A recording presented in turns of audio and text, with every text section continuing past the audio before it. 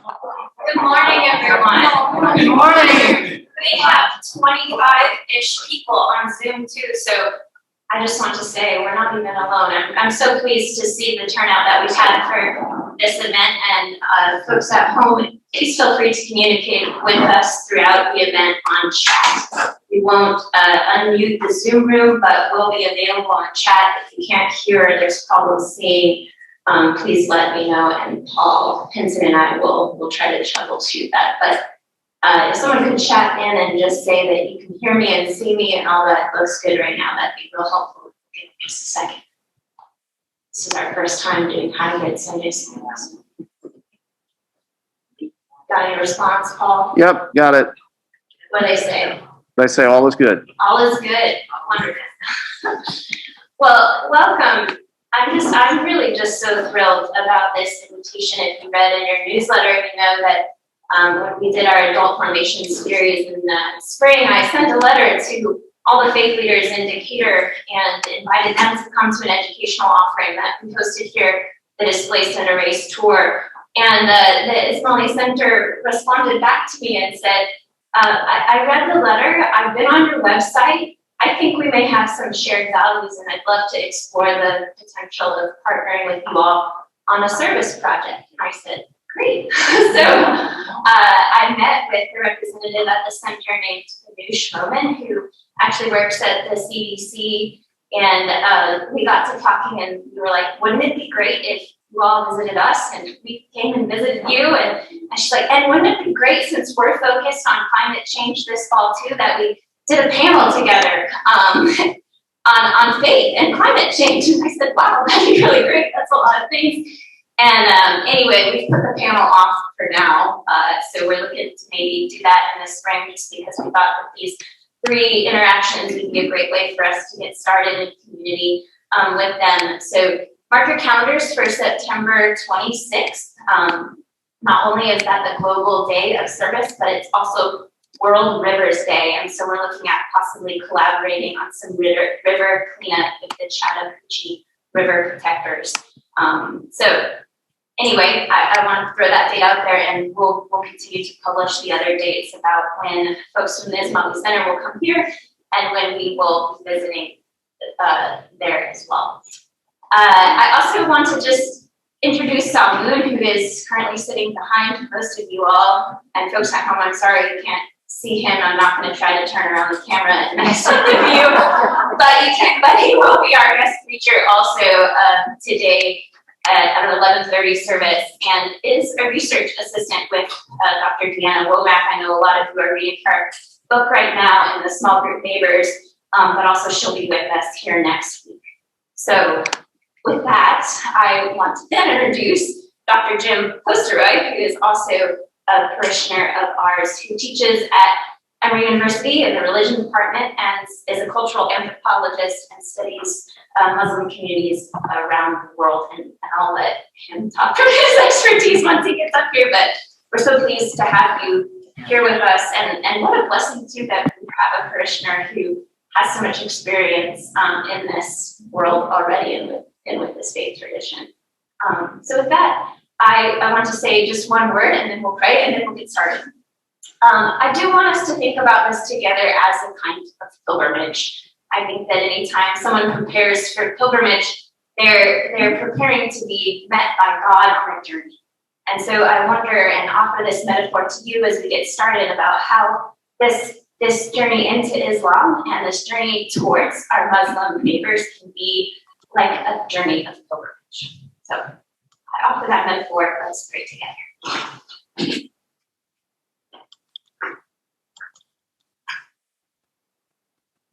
God, you are always the God who is with us on the way. We give you thanks for this opportunity to be on the way together with you toward our neighbors. We ask that you would open our hearts and minds to receive the grace you have for us on this journey. Anytime we wander together into new and uncharted territory, we may feel fear and uncomfortable feelings. But we know, God, that you who are with us, and that our strength is found in you and in the companionship you give. Cross difference and with yours. Open us up to receive all you have for us today. In the name of your Son. Amen. Thank you all. And Jim. Thank you.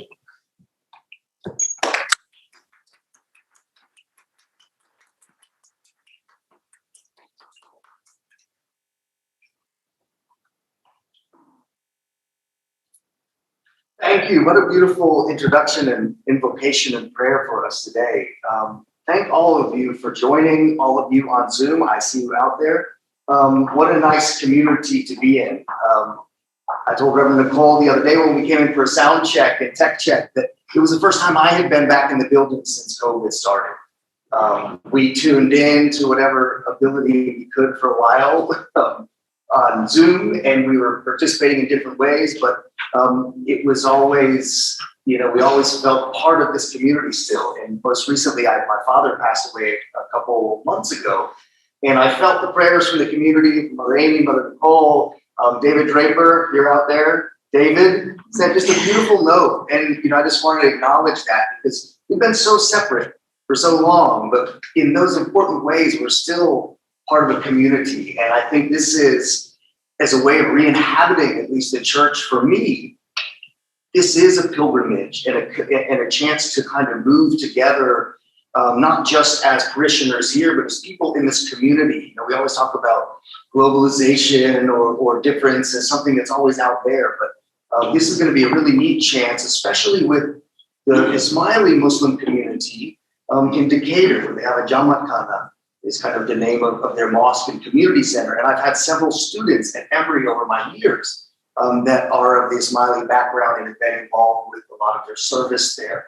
Years ago, when I was working on a dissertation, one of my dissertation writing partners, his dissertation was about the Ismaili community in Mumbai in particular, where their leader, the Aga Khan, lives.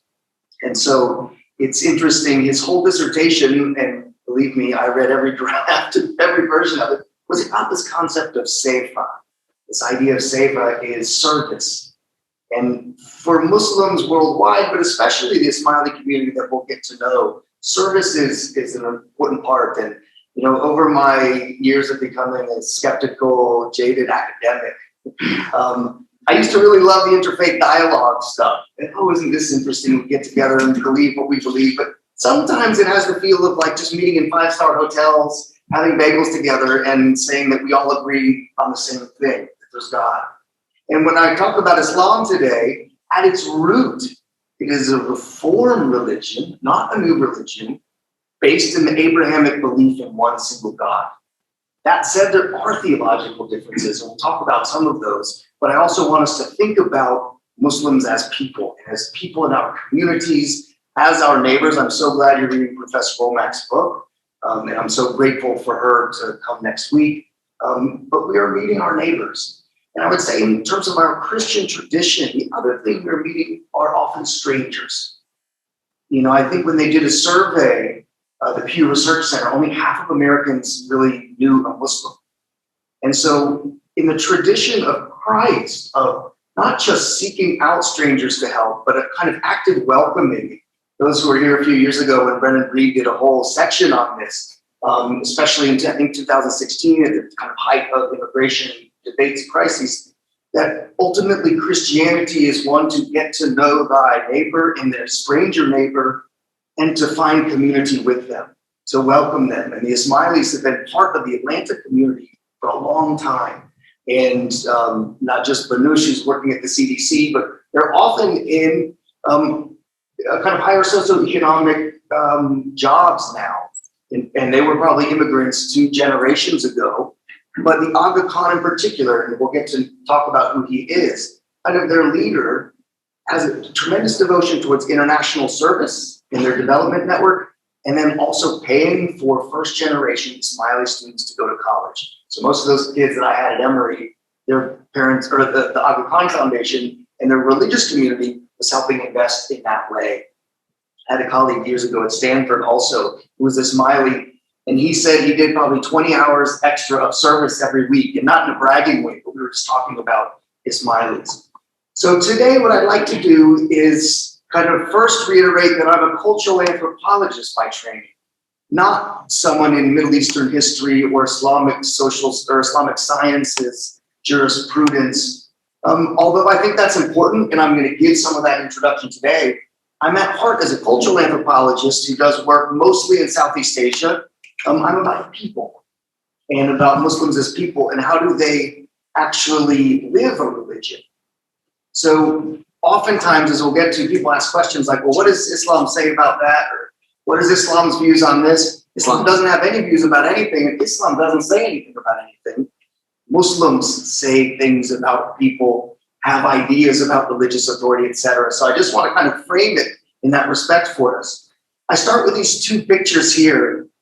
One of the Kaaba, where you have the Hajj pilgrimage every year. And this gets to this kind of vertical dimension in the religious tradition of Islam of one's relationship with God. And that is a kind of primary one in which there is a belief in Tawheed, this idea of the oneness, the omnipotence of God. They don't believe in the Trinity as is expressed in most Christian traditions. They believe in the oneness of God, the indivisibility of God, the kind of omnipotence of God. There are 99 attributes for what God is. And two that you'll find most often in the Quran are Ar-Rahman and Ar-Rahim, the most compassionate and the most merciful. Every single kind of chapter of the Quran, except for one, I believe, starts with Bismillahir-Rahmanir-Rahim. In the name of God, the most compassionate, the most merciful. So you'll see those words a lot more than you'll see anything about suicide bombing, etc., in terms of Quranic text. Now, that also said, I would never suggest anybody just start with the Quran if you want to learn about Islam. Compared to the New Testament, especially, but the kind of even the Hebrew Bible, it's not a series of stories as such. It's often aphorisms, revisiting of histories, etc. So I'm going to try and introduce us a little bit through a kind of Islam 101, put a semester into an hour or 30 minutes and then have some time for questions. But it's also in an effort to kind of see Islam through human eyes, human lenses. And that's where we get to this the person praying here and the way in which prayer informs a Muslim's life and often structures their very days. So you might reckon time in terms of the time of prayer for that time of day. You have 5 prayers a day. Those are just the obligatory ones. Before dawn, and then around noon, mid-afternoon, right at dusk, and then about an hour, hour and a half after that. Most, you can hold them anywhere, but it's preferred to have them in a mosque. And so you have the sense of the Muslim community here at the Kaaba, but then also people's relationship with God. So in Islam, they talk about 2 spheres or 2 horizons. One is this vertical one with God, and then the other is muamalah. What are our social relations? And this is where service and ethics comes in. So I'll talk a little bit about ethics as well. So I wear this batik shirt today. I do most of my work in Indonesia. And this is actually the most common garb of percentage-wise of Muslims around the world. So let's kind of change our thought of what even Muslims are or where they're located. If I had to ask a kind of 100 Americans, what do you think an average or a normal Muslim wears, what would it be? And my guess is we would get back conversations or comments about Arab robes, tunics, maybe the heads, turban, etc. for some of the religious leaders. And our idea oftentimes, and it's in the US, and there's a long history, well, pre 9/11, of kind of misunderstandings about the Middle East and about Islam. The idea is that Islam, Mecca's in Saudi Arabia, which of course it is, but that Islam is in the Middle East and is kind of indexical with the Middle East. Whereas only about 18 to 20% of worldwide Muslims live in the Middle East. 20% of those roughly are about the 270 million Muslims in Indonesia. Now, I just want to kind of preface the broader take with Islam's got about 1,400 years of history, going from about 610 when the revelations as the Muslims believe through the angel Gabriel revealed the Quran in slow parts to Muhammad. They, especially when the Western world was in the Dark Ages, they were starting universities. They were kind of leading in astronomy, in algebra. Their very word, algebra, is from Arabic, of a certain mathematician. Medicine, zoology, chemistry, etc. The humanities, especially in the Safavid dynasties and other eras, the kind of poetry, and not just in Arabic, but in Persian, in kind of even in Sanskrit, Hindi, Indonesian, the kinds of literary output that has been made that also mixes with a kind of self-help everyday thought of kind of how do people think about their lives. And there's a practicality in Islam in that respect. Arts, architecture, music, and food, we could go on and on for a couple days, perhaps a whole course about this, but it's to say that we're dealing, I don't necessarily love the term civilizations, but if we're going to use one to express the diversity of Islam across time and place, it's a pretty amazing one, and it had amazing leaders. Much of what we find ourselves facing, at least in the public eye, I would argue, and we can get into this in Q&A, it's kind of the product of more modern times. So, as we go through how to approach Islam,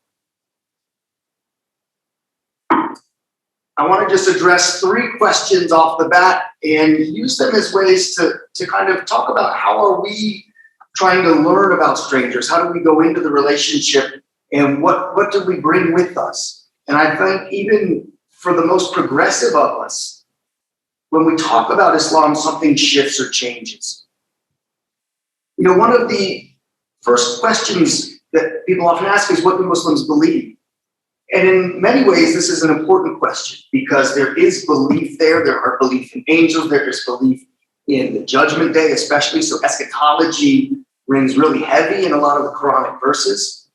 But the category of belief, if we take it from a religious studies perspective, that marks who you are as a religious person is often a little more privileged in the West, or given more importance in the West with Christian traditions, especially kind of post-Reformation traditions, that is supposed to index who you are. What do you believe about the church? What do you believe about God? What do you believe about whether or not he can be tripartite, whether or not he can is just manifest in God? These kind of theological differences matter. But a lot of Islam is about akhlaq. If you look at through the Quran, it's about ethics, everyday ethics, or adab, which is kind of personal comportment. How do we treat each other? How do we deal with each other? How do we understand justice or social injustice? The next question, of course, is Islam a violent religion? And I'll just kind of, for shorthand, link back to my other thing, is like Islam, you know, there's questions like, is Islam compatible with democracy? And a very well-known scholar said that there's a perverse charm in an irrelevant question. That if we look historically and contemporary, we look to Indonesia, yes, Islam is perfectly compatible with democracy. There's 87% Muslims in Indonesia. For the last 23 years, it's been a functioning and now consolidated democracy. But if you look towards Turkey increasingly, Tunisia's on the bubble right now, Egypt, Libya, other places, you would say, no, it's not. And so people use different verses as ways to justify different forms of governance and theological interpretations. So, and I would just add in that respect, much of what we see as that gets labeled Muslim or extremism or terrorism nowadays is actually historically a product of the kind of post-World War II secular nationalism that happened in much of the Middle East, which of course is also a product of Western expansion and colonialism. And so a lot of that is backlash, not always against the US, but against their own secular governments. We're talking about Middle East, North Africa. And then lastly, is Islam oppressive to women? And I think the best way is not for me as a white non-Muslim to get up here and talk to you about whether they're oppressed or not. But in 2 weeks, we're going to have some women on the panel who are going to come talk about Islam in their own lives. I would just signal that perhaps the most famous scholar on this, Lila Abu Lughod, wrote a beautiful essay and then book, and I'm happy to make some of these readings available, the ones that I have on PDF. And her question was, do Muslim women really need saving? And she argues this, that in the early 2000s, she was getting all these calls from NPR, et cetera, about the role of women in and Islam in Afghanistan. America was just about to invade, and it was, or maybe they had just invaded, but the whole kind of preemptive elements were there. And she said that she told the women at PBS and other places, like, look, to understand the plight of women and the socioeconomic injustice of women in Afghanistan, you don't need to know about Islam first. Sure, I can tell you about Islam and gender, but what you need to know is about the last 30 years of political history in that area, which implicates the US and Russia, of course, and the Cold War politics, etc. She said, now, if we want to talk about Islam and women, no, they don't necessarily need saving. That she says that women, if you remember that time, the big question was, were the Taliban keeping women from going to school? And I don't want to sound too illiberal in this sense, but the question wasn't, it was not just asked in terms of a genuine interest. It was often asked and invoked, and this is how it gets seen from the Afghan side as a pretext for violent intervention.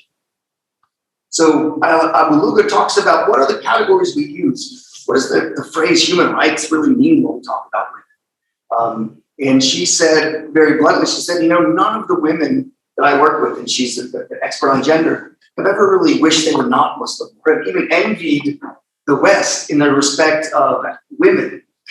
If you want, we don't have the time today, but there's a wonderful YouTube example too, where it follows a woman dressed in kind of Western garb or kind of just regular Western clothes versus a burqa through the streets of New York City in Manhattan for 5 minutes. They condense it 5 minutes each, maybe 5 hours. So we need to allow room for a critique of our own society. But I think especially in the Ismaili community, the women we're going to meet in their community are going to be professionals like the CDC, doctors often, etc. So I would just suggest we kind of reframe what we're thinking in that.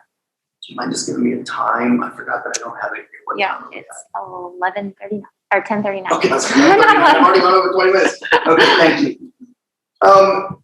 Sorry, that was my other slide.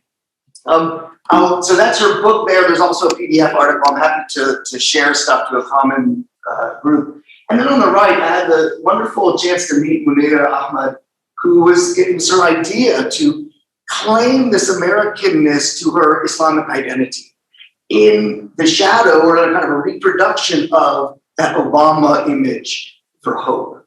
And so I met her at it's like a Muslim Day parade in New York City a few years ago, and she was one of the speakers. And just an amazing daughter of an immigrant who is sharp as a whip and wants to say proudly, I am Muslim. I use it for my ethical compass, but I also grew up in this place. And so in some ways, we're meeting strangers who are in our home, and it is their home. And so I just want to flag her as one of these many Muslim women, and some are also here in Atlanta, who have become very important figures both in business, but also in the direction of a certain kind of progressive Islam. And I think in some ways we can think about the Ismaili community very much in that vein.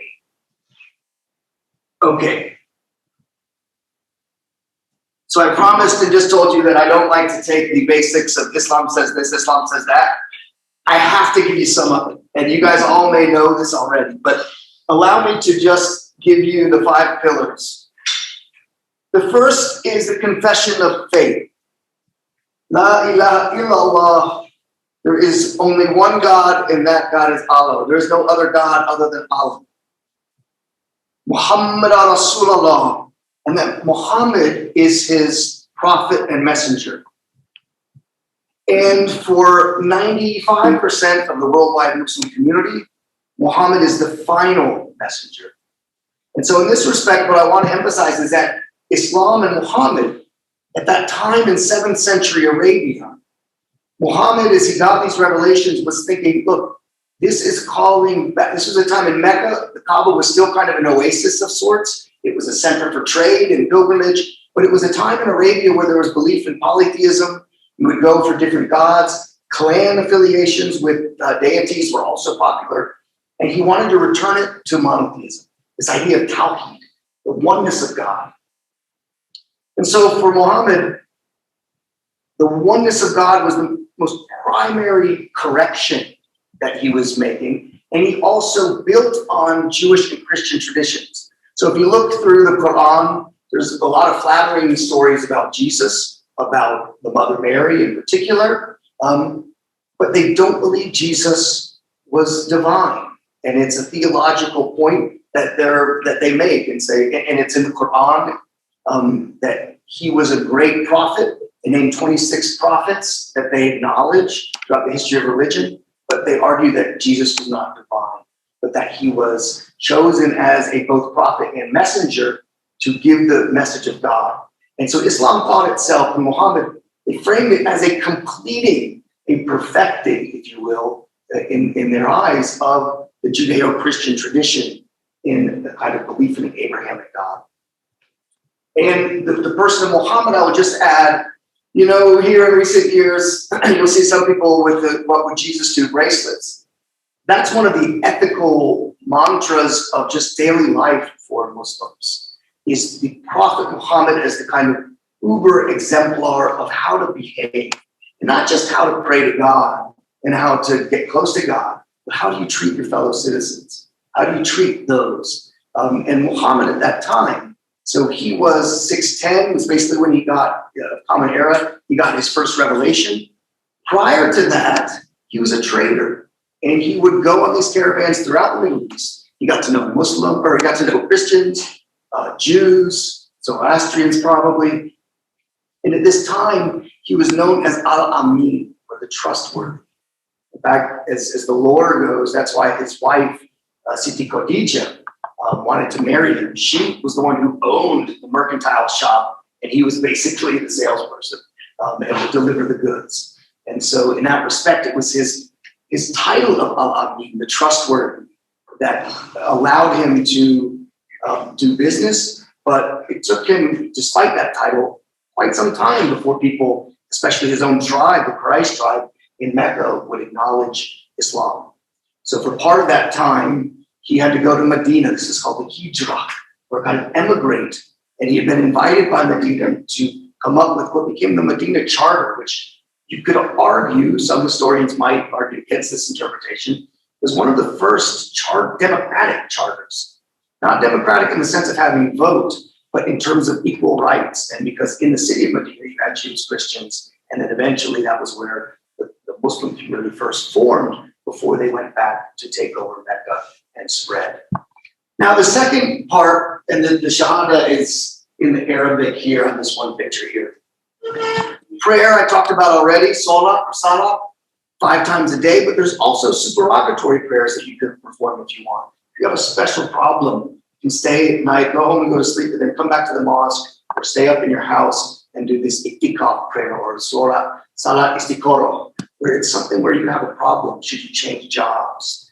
Are you in a relationship that's having difficulties? Are you going bankrupt and you're freaking out? Certain kinds of other prayers that's really part of this. Another thing that has much in common with like Gregorian chant and early medieval monastic traditions in Christianity is what's called zikr, or a kind of mindfulness of God. It can be recitation of God's 99 names. It can be recitation of just God is great, God is glorious, God is noble, however many times one wants. But it's a way to be mindful of God, and it has their own kind of tasbih beat, or kind of like a rosary bead prayer. Fasting is the third one. This is the month of Ramadan, and I think for Westerners, what we often miss out on is that fasting is not just about food. So sure, they wake up early, they have the sahur meal at about 2, 3 a.m., depending on where they are in the world when the sun comes up. But it's not just about fasting for food. In fact, if you listen to the sermons that they give during this month, it's about fasting from the senses and returning to God. And so it's returning to one's own ethical self, their kind of best self possible. So it's fasting from the ears. What are you listening to? What are you filling your ears with all day? Is it just like a bunch of my sweet, wonderful boys in the back? Or is it good YouTube kind of things that are coming out? Are you listening to gossip all day long? How do we guard our tongue? Are we gossiping all day long? Are we spreading ill words, anger, etc.? And then how do we corral the heart? And so really it's the whole sensorial, kind of ethical sensorial difference. 4, in terms of charity, zakat. So 2.5% of all of your savings you're supposed to donate. Oftentimes this gets wrapped up with Eid al-Fitr, the kind of important high holy day in Islam. As part of this charity, I want to kind of share a hadith or a story from the Prophet Muhammad. As you see these coins, it says that the hand on top is always better than the hand on bottom. Meaning that it's always better to give charity and to help others than to be on the receiving end. And then lastly, pilgrimage. The one required, if you are financially able or physically able, is the Hajj pilgrimage at a certain time. Now, what's happened since a lot of Muslims worldwide, in addition to having it really started with the Suez Canal, I only mentioned the steamship, but with planes, increasing middle classes, you can also go on the Umrah pilgrimage, which is also very similar to the Hajj, but it's not the official Hajj. So in some countries like Indonesia, you might have to, even once you lay down your deposit, you might have to wait 15 or 20 years before you can go on the Hajj. So, but you can go on these other ones because there are different times of the year. We can talk about that more detail, but I want to kind of move on to a couple other things. This I'm just going to mention briefly. I could teach a whole section on the history of the spread of Islam, why it spread, how it spread, etc. Suffice it to say, it spread very far, very quickly. There were different elements. Non-Muslims were taxed at a higher rate oftentimes. Sometimes it spread by conquest. Sometimes it spread by marriage. Sometimes it spread peacefully. Depending on where we're talking about in the world, it could be a different story. But within the first century or two, in the period of the first 4 caliphs even, it had spread all the way to the Mediterranean on one side and into Central Asia, and was making its way through trade ships down to Southeast Asia, even as far as China in the first 100 years of Islam. And then it expanded differently, and of course through migration, etc. So it spread and is now the kind of number one increasing religion in the world. Now this I just mentioned before, so I don't want to go into too much depth here, but it's just to kind of make the point again that Islam is well beyond the Middle East.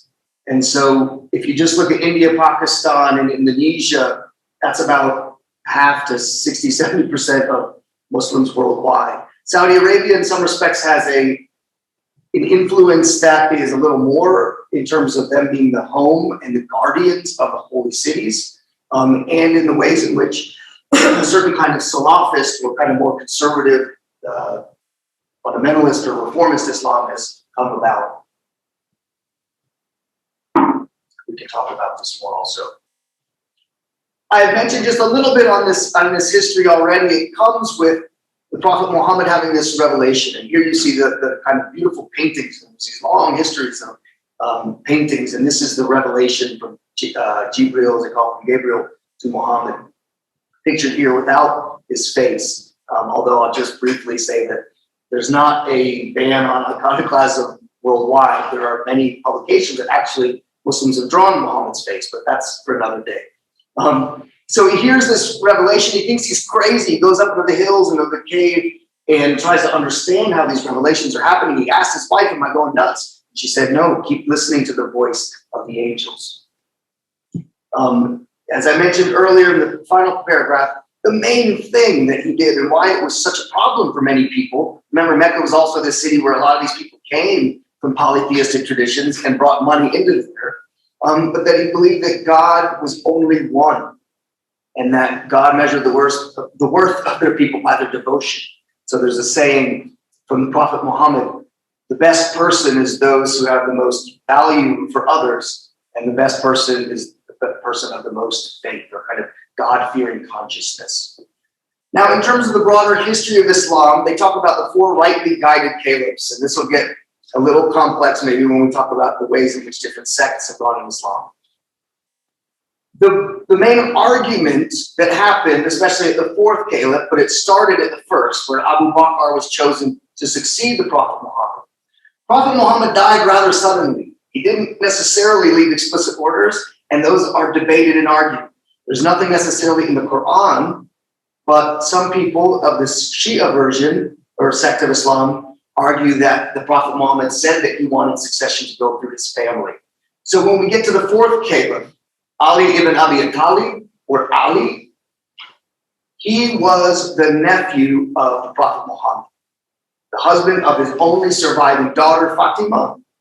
And the argument from Shi'at Ali, which is basically the house of Ali, was that succession was supposed to go that way.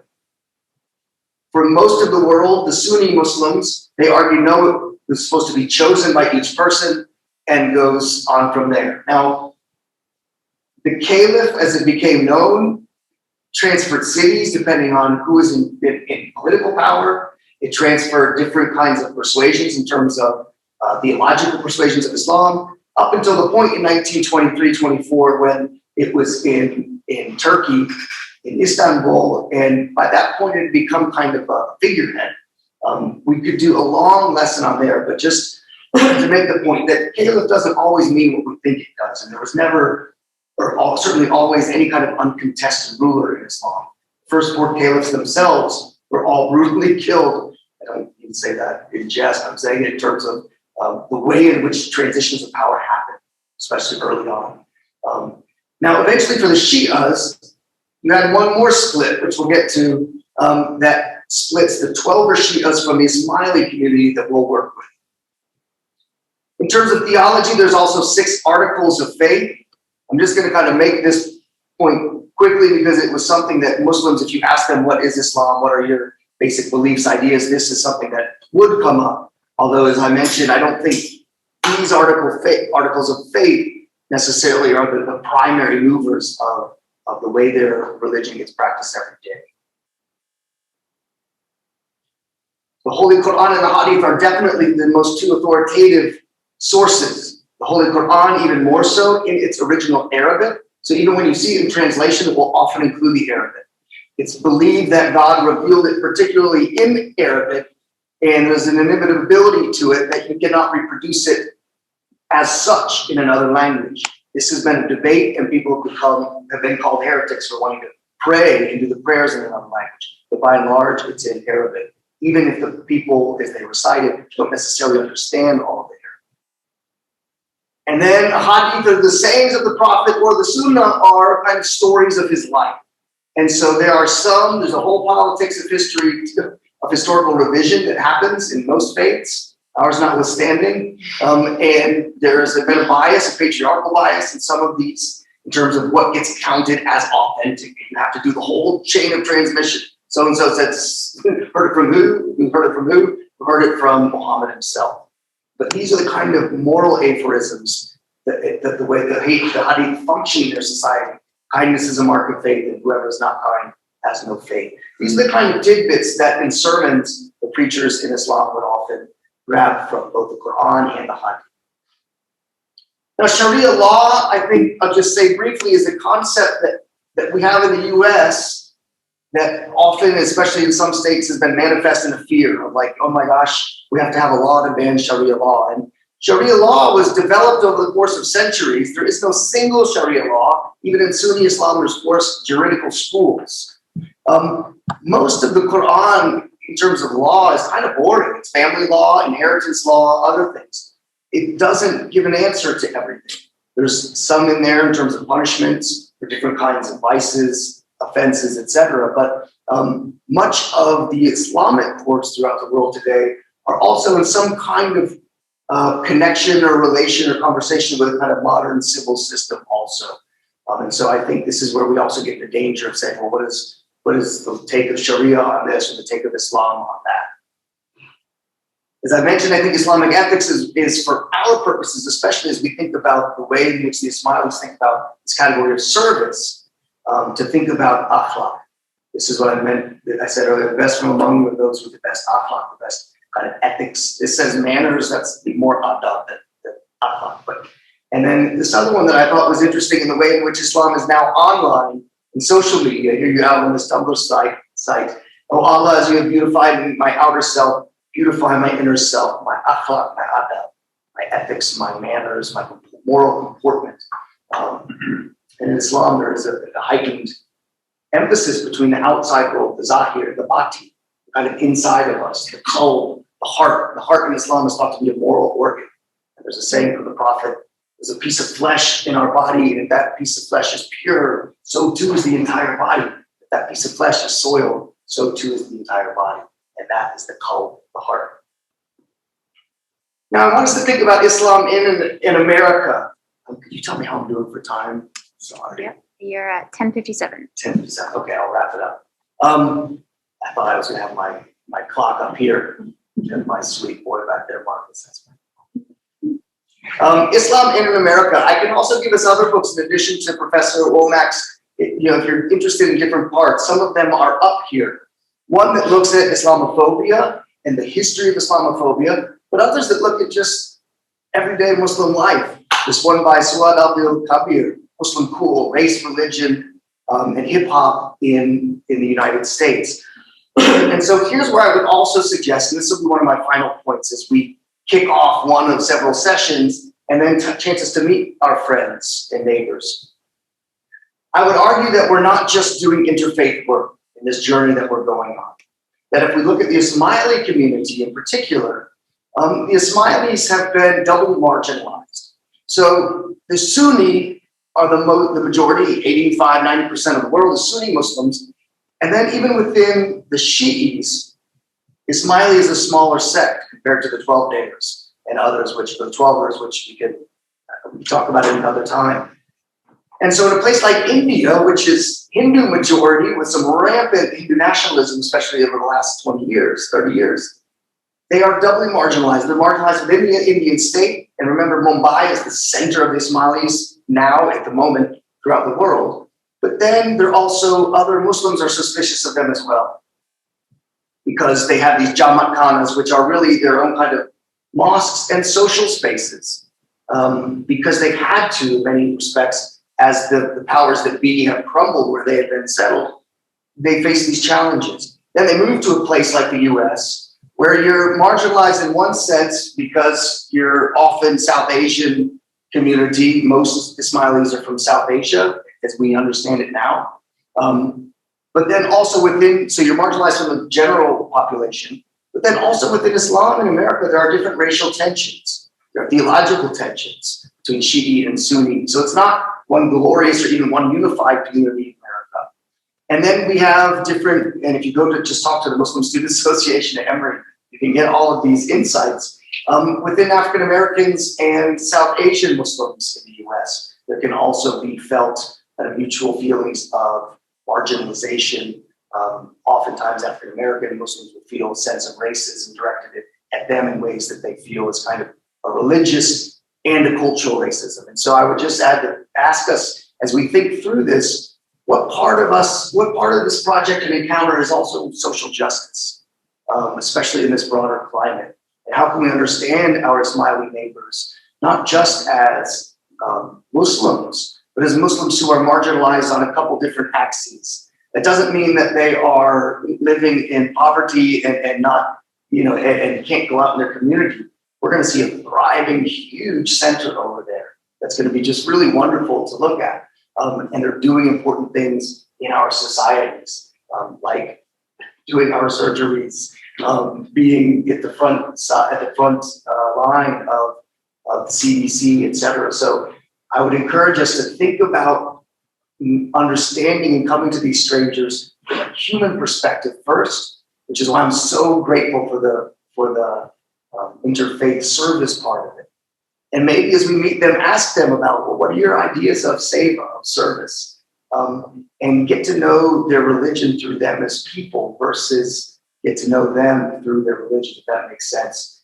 That's the anthropological bias in me. So with that, I don't want to go on and on too long. Why don't I wrap it up there and just, again, by saying thank you for joining us. Thank you on Zoom. And if we have time for a question or two, this is the start of our conversation. So I'm happy to meet at other times. I'm also happy to, as we develop, as Professor Womack comes next week, and then our panel for the third week, we are going to have just confirmed one of my former Ismaili students who now works at Catholic Relief Services in Dallas. And so it would just be a wonderful perspective that I think can help us. And he's a huge Cubs fan, so you'll get the American apple pie in him also. Are there any questions or responses or insights? Yes, please.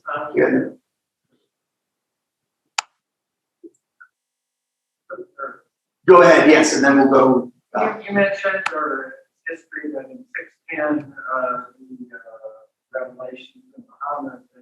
Why before that did they not accept Christianity? What was the bent of the people that they would look to this instead of Christianity? And can you repeat the question? Yeah, so the question is, so if the revelation of the Prophet Muhammad came in 610, why hadn't people in this region accepted Christianity earlier than that? What was going on in that area? I think the quick question is, some people had accepted Christianity. A lot of the communities at that time were both Christians and Jews. And so you had, this amazing religious plurality back then that I think we often get lost in when we talk about the rise of Christianity or the rise of Judaism, but not all of them. So so that we're kind of taking through kind of the Mediterranean or the Eastern Mediterranean, but as you got further into Arabia, it was more the emphasis on polytheism. And then with kind of longer Persian traditions of Zoroastrianism, you also had kind of different belief systems or different religious systems that were often in competition, but also coexisting.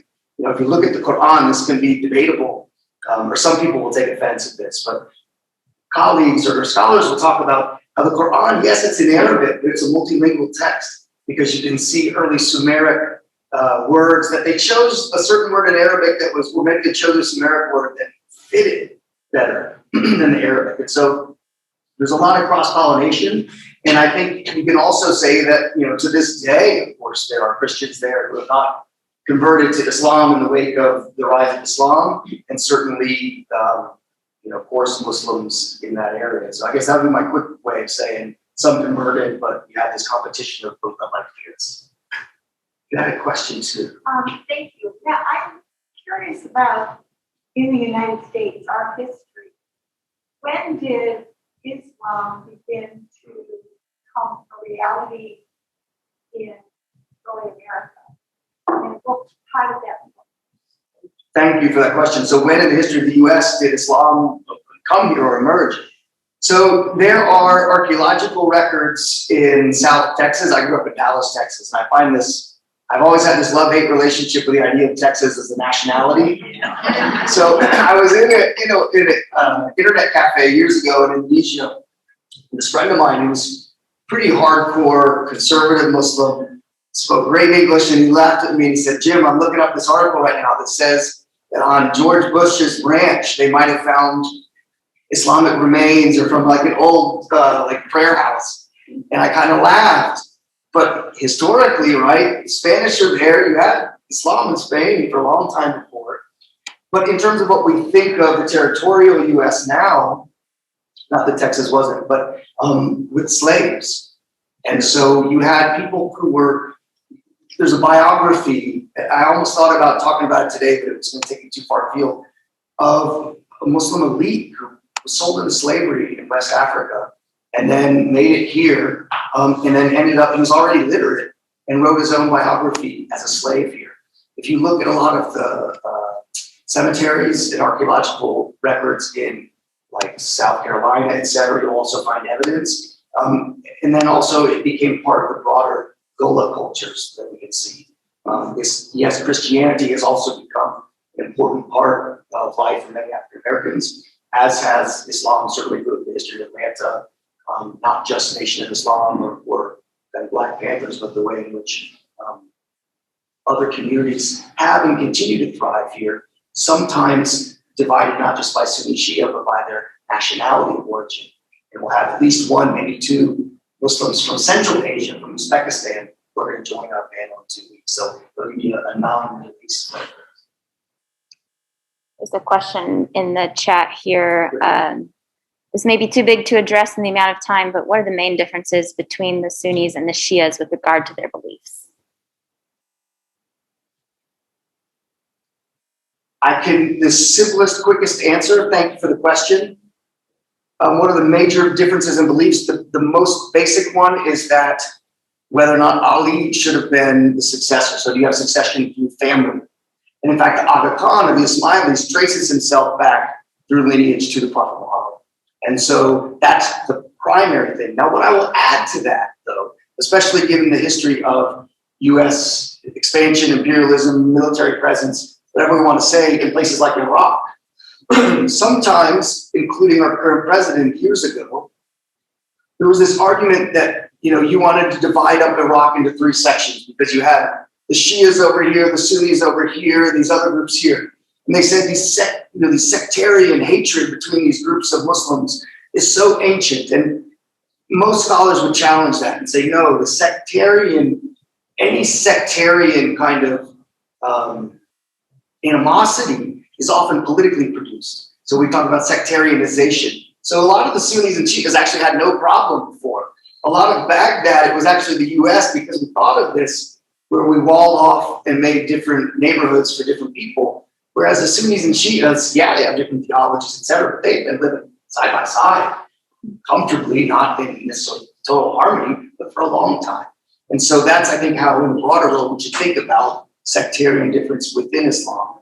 Let's look to the social, political, and economic as producing these relationships, because there are often, even Assad in Syria and the Iraqi leaders at the time, there was a Sunni Shi'i alliances that form when the politics makes it prudent to do so. So thank you for that question. I said I wasn't going to ramble on.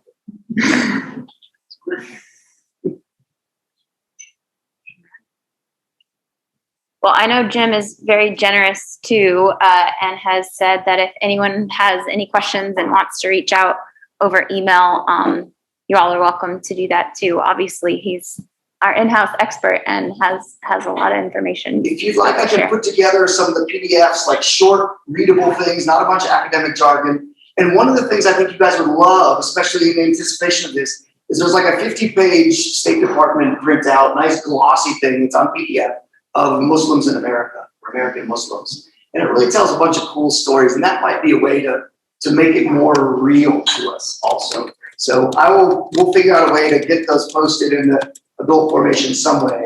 And it'll be just part of our journey. But thank you all for making the time today. I really appreciate it.